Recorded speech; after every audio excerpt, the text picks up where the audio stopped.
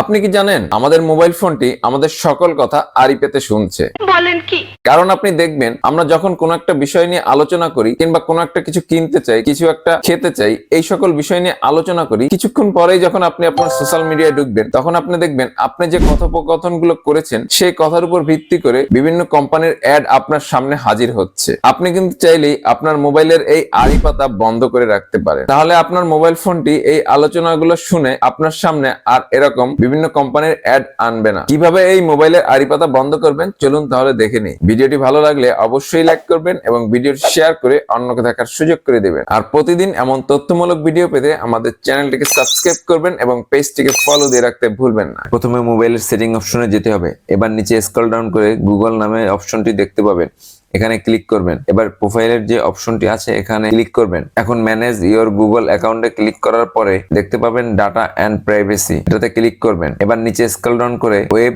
And app অ্যাক্টিভিটিতে click করে দিবেন। এবার নিচে আসলে দেখতে পাবেন include voice and audio activity. এই সেটিংসটি মূলত আপনার ভয়েস রেকর্ড করে রাখে এবং আপনি যে বিষয় নিয়ে আলোচনা করেন সেই বিষয়ের উপর বিজ্ঞাপন আপনার চোখের সামনে চলে আসে। এখন এখান থেকে এই টিক মার্কটি উঠে এটি বন্ধ করে রাখবেন। তাহলে এখন থেকে আপনার মোবাইলের সামনে আপনি যে বিষয় নিয়ে আলোচনা করবেন সেই বিষয়ের বিজ্ঞাপনগুলো আর আপনার চোখের সামনে ভেসে উঠবে না।